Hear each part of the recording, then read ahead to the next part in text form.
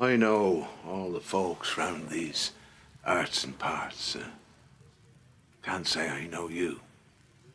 Leastways, not yet. But I dare say I know what you'll be wanting. Some of the crack, maybe.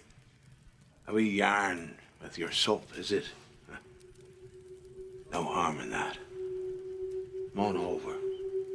Warm yourself, I'll warn you, though.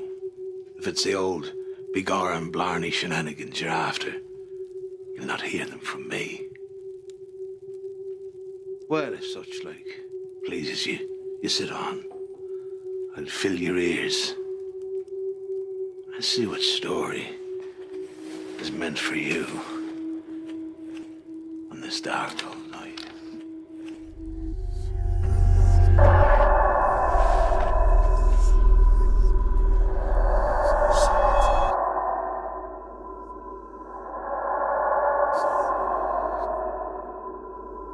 I'm Chris.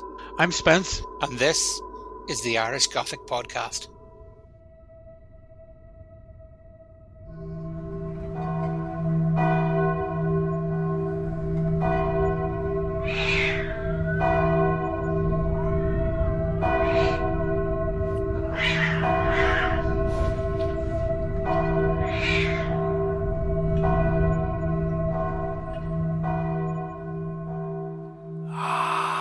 Yes, on this last day of October, we're here to kick off the Irish Gothic Podcast with a bang. And it's only right on today's episode that we delve right into the depths of the Irish hell caves, where Halloween, they say, was born. Yes, that's true, Spence. And hidden away deep in rural Ireland lies the unassuming limestone cave that was only rediscovered back in the 1930s. You know, today it just looks like any other grassy mound. I don't think our local council or Department of Infrastructure quite realised that when they were digging for a new road, they were digging through the traditional capital of Connacht. But if we were to turn back our clocks, Chris, somewhere between the 7th and 12th centuries, we all like to turn our clocks back in October and get an extra hour in bed. But if we turn it back to the 7th and 12th centuries, we'll get something much more unpleasant. The pastures that you're talking about would have been home to beasts, demons, monsters. This place was the gateway to something much more sinister. I don't fancy your chances, Chris. It was Ireland's gateway to hell. From the safety of our living rooms, let's take you down to the Cave of Cats, Owen Nagat.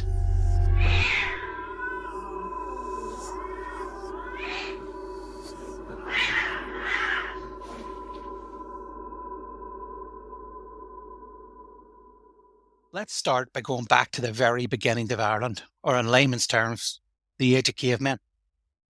It's no wonder that Ireland's a home of myth and legends, with 12,000 straight years of history lying directly beneath our feet. Oh, that's right. And this particular terrain, which is really just a fancy archaeological term for a man-made entrance to an underground passage, this terrain is no exception. Our story begins during these sort of primitive beginnings in that particular area of Ireland, which is called Roscommon. And that is the centre of one of 6 royal sites of Ireland. And so when they were digging up that road, they were skirting very, very close to what is now known as a gateway to hell.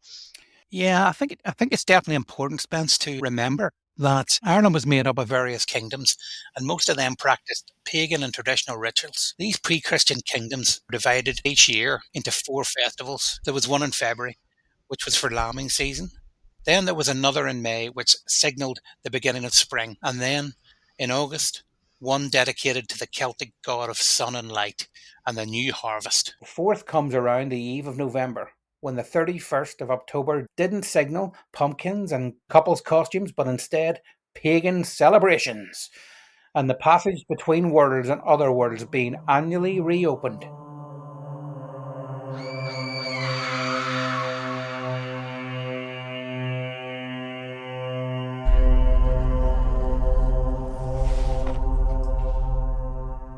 Great feasts and bonfires, sacrifices, all marked this time of year in the festival which was known as Samhain. This festival was led by the fearsome goddess of war, the Morrigan. Legends are peppered with stories of her shape-shifting, warmongering powers, and we'll delve much more into her in later podcasts for sure. Yeah, but back to the cave, where, of course, terrifying creatures, souls of the departed, and other figures from the underworld would emerge on Old Hallows Eve. Imagine, Spence, birds with rancid breath that could strip leaves from trees and poison crops, or a horde of multiplying fevered pigs. Yeah, and tonight was the night that the veil between the living and the dead was weakened. And as you just very vividly described, the Cave of Cats acted as a direct tunnel between this world and Tir na Nog, which is a Celtic otherworld. Like, Tir na Nog translates to the land of the young, where the supernatural and gods and goddesses reside. But like any place, it has a darker side, and that dark side was said to emerge on the night of Samhain. With the harsh winter approaching, the people of Roscommon believed that these fearsome beasts that Chris just described would come from the Cave of Cats to ravage the surrounding landscape, make it ready for the cold months ahead. So how did the people themselves survive this brutal attack on their homelands? What did they do to try to avoid being dragged down into the Owen Nagat? And they had to come up with sort of magic weapons, if you like, and ways to protect themselves. And they did this by lighting ritual fires across their lands. And this is key, they disguised themselves as fellow supernatural beings so as not to be dragged down into the Cave of Cats.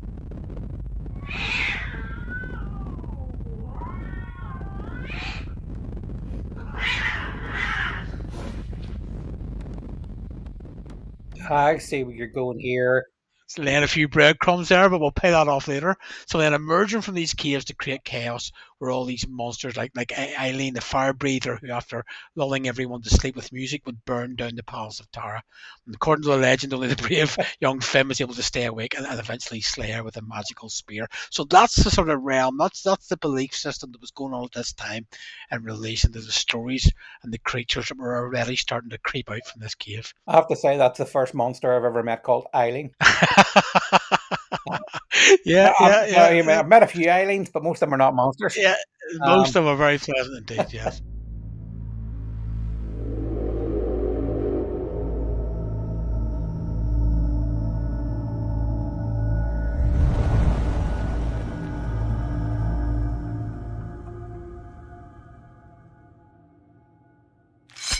Let's get into the cave itself. These stones are engraved with ancient Irish alphabets and continue to whisper to us from Ireland's ancestral past. One such stone is inscribed with Freya, son of Maeve. We believe this inscription is referring to Queen Maeve, the Queen of Connaught, and a warrior of great strength, resilience, and ruthlessness. Yeah, but I think she holds the key to the very reason we call this cave the Cave of Cats. And they reckon it likely originated from the tale of Bree Crew's feast.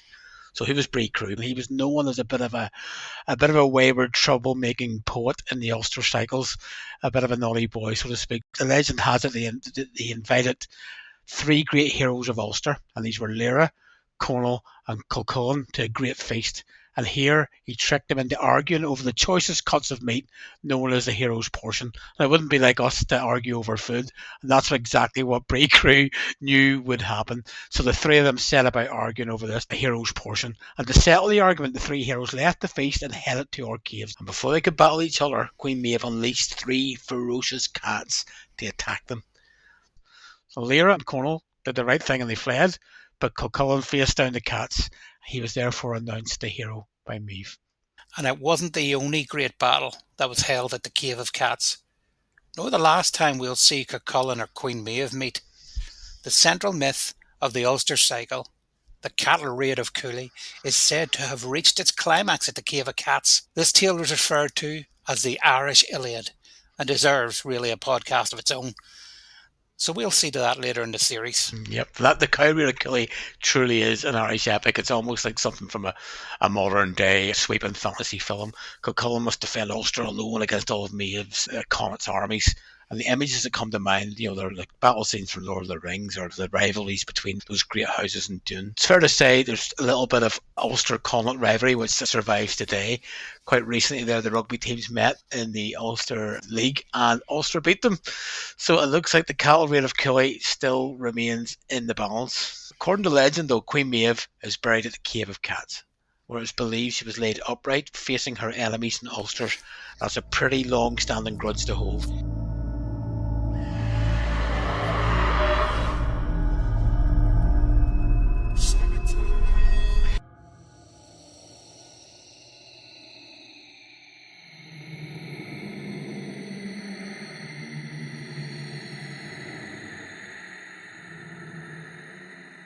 Another bloody tale set at the Cave of the Cats is the legend of the adventures of Nera.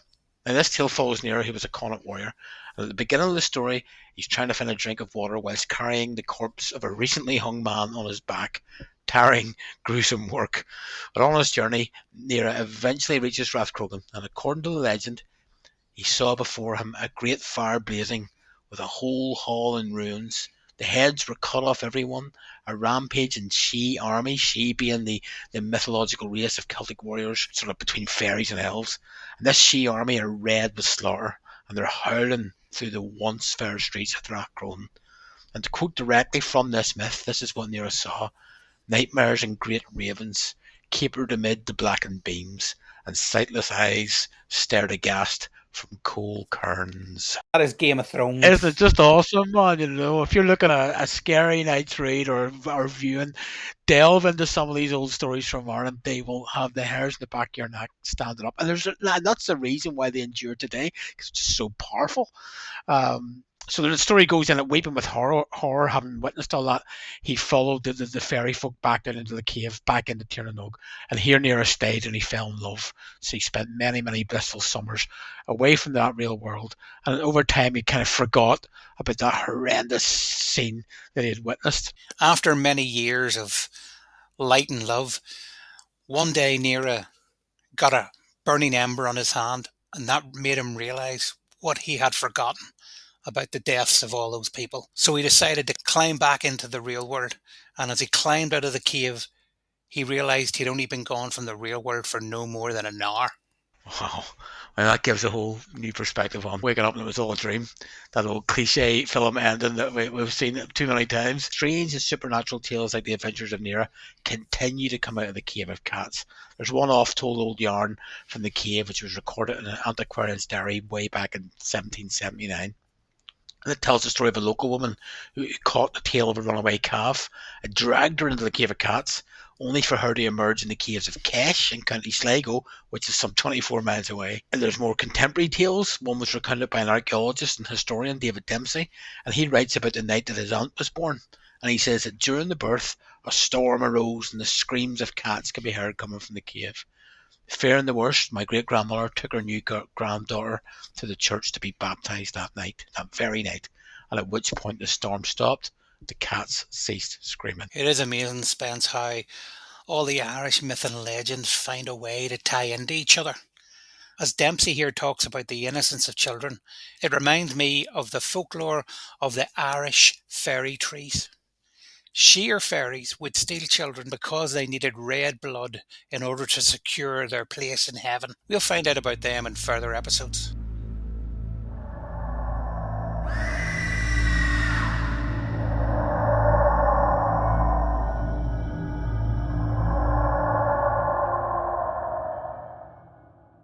Why are these beliefs as mythical and fantastical and strange as they might seem to us now? Well, why did they catch fire then, and why do they endure now? And I think it's because they're not just cautionary tales told on a fireside to entertain people. These stories are reminders how all through history people use storytelling to make sense of the world, to try and figure out what this world is we live in, and try and put a name and a face on things that are unknown. And the fear of the unknown is probably the greatest fear. We see this across many cultures. For instance, Norse mythology, the Vikings in Northern Europe, they believed that during a total solar eclipse, the sun was being eaten by two celestial wolves known as Skull and Hati. So the Vikings, they would roar and shout and holler to scare these wolves away, and by doing that, it allowed the moon to pass by the sun. And this idea of these wolves that could eat stars and planets is terrifying. As with the ancient Celts, giving the unknown a face, a form, a name, even a horrifying one, it makes it a much less scary proposition than the great unknown. Myths are all based around groups protecting themselves in different ways from the unknown, depending on the belief systems at the time. What we'll find out towards the later episodes of the Irish Gothic is that this contextualizing, this naming of the unknown, is often accompanied by ways in which fearful humans can protect themselves. You know, it's fear and protection. And like any good horror film, always find the priest.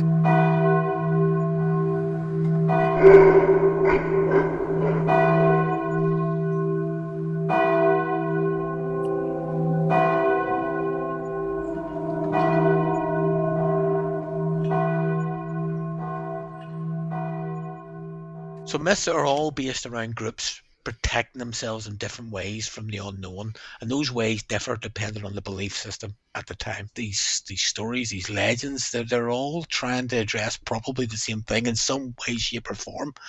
Trying to make sense of the world, trying to make the unknown that little bit less scary. And even to talk in a kind of contemporary way, I think Stephen King had a quote about what's the creature in the cupboard, and the whole book's, you're worried, what's this creature going to be? But then when it bounces out and it's an 8-foot fanged, yellow-eyed, bald-headed vampire, yeah, that's scary. But then it's only an 8-foot bald, yellow-eyed, fanged vampire. Your imagination does so much worse. And imagine what the imagination of these folks was doing back in those days as they saw the world around them changing, trying to make sense of it. After thousands of years of paganism, St. Patrick comes and flips Ireland into Christianity. Legends cross over with the church.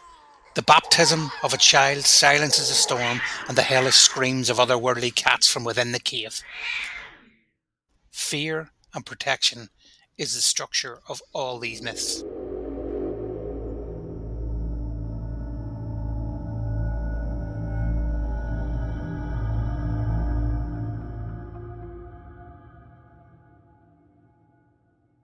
I mean, how do these myths and legends come up to date? Is there anything that was similar to what we celebrate now, some 2 millennia later? And the answer is yes, there are similarities that we can trace back to what those folks were doing in Rathcrogan all those many, many years ago. So in the 1800s, the prehistoric sound tradition was brought by the Irish immigrants to America. I must confess, when I first saw Halloween 2, which was 1981 when I was 9 years old, so definitely shouldn't have been saying it, Chris, VHS rental, 81. I think Halloween 2 was 81, wasn't it? Yeah. There's a scene in that anyway where Donald Pleasance is talking. I think the school gets broken into, and the killer, the monster, Michael Myers, is written Sion up on the blackboard in blood or something like that. And Pleasance, the character Dr. Loomis, refers to it as Sam Hain, pronouncing it incorrectly. So for the rest of many, many decades, I referred to it as Sam Hain as well. But it's actually Sion, and that tradition was brought by immigrants to the United States, and that's what's morphed into what is now a sugar overload. I mean, in the US, they definitely take Halloween very seriously. Man, yeah. I mean, I quite like it. I quite like the idea of it. It isn't as serious here in Ireland, even though we have the stories, but they have, everyone goes for it. And we all still dress up in masks to mimic those creatures we imagine that come from hellish underworlds. Instead of fires in the land, maybe we shoot up fireworks into the sky.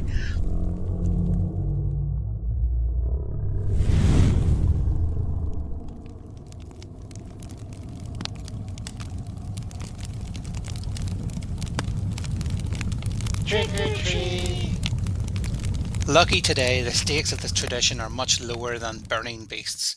The stakes are only the amount of sweets that you can get in your pocket. It's just interesting you said talking about trick or treating and getting sweets in your pocket. A little bit of an aside here. So we're discovering how the Cave of Cats is very likely looking like the origins of Halloween. Do you know that the island of Ireland, and specifically the north of Ireland, Chris, can claim another Halloween glory? What's that? Okay, well, arguably one of cinema's most iconic movie monsters, slashers, is Michael Myers from Halloween. John Carpenter's franchise, yeah? You're not telling me. I am telling you. In the novelisation of his book, in the opening chapters, Myers' origins are explained. He was a young boy in a tribe in the north of Ireland, and he had been spurred by the daughter of the king, and in his anger and his humiliation he murdered her, and then the tribe tore him apart, and his soul was doomed, cursed with rage, and set off into the world. So we can claim the origins of Halloween and the origins of one of Halloween's most famous movie monsters. So what about that? Well, all I can say is no wonder he doesn't speak, because you could imagine, I'm coming to get you. That might be the root of it. The silent killer is because of our accent. So there you go. I thought you'd get a kick out of that. All the good things come from Northern Ireland.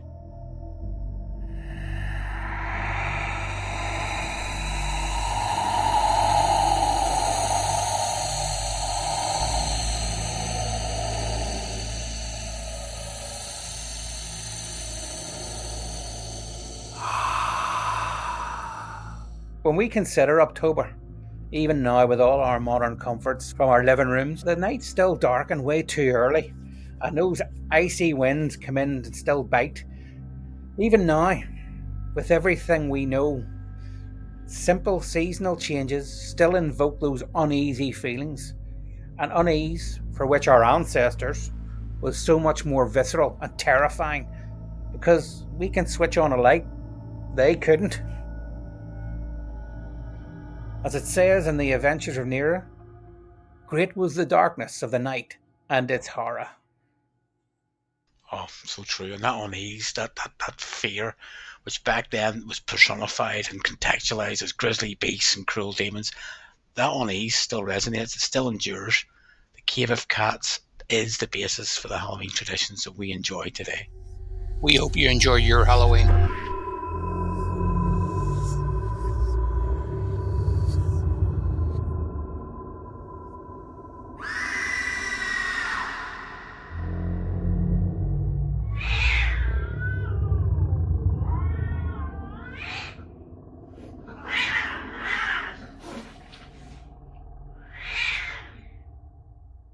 If you're brave enough to enter the Cave of Cats, find out all you need to know in today's show notes. You can find us at Irish Gothic Pod on Instagram or X. Or if you want to support us, please buy us a coffee. And look, while you're there, give us a follow to keep up with all things in the Irish Gothic Podcast. Send us any Irish myths, legends, stories that you'd like us to delve into next. We'll see you next week for the story of the Dullahan, Ireland's very own headless horseman. Sláinte.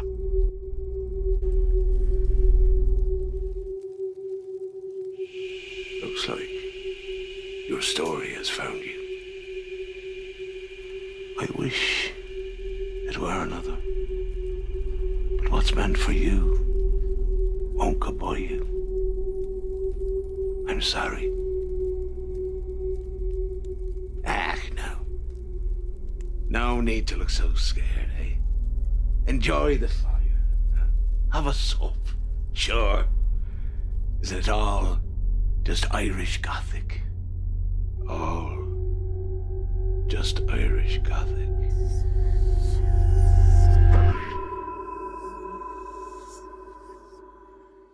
The Irish Gothic Podcast was brought to you by Causeway Pictures.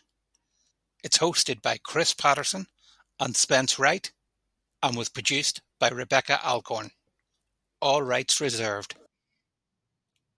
Check out our other podcast, Hostage to the Devil, which delves into the dark world of possession and exorcism. You can get it wherever you get your podcasts.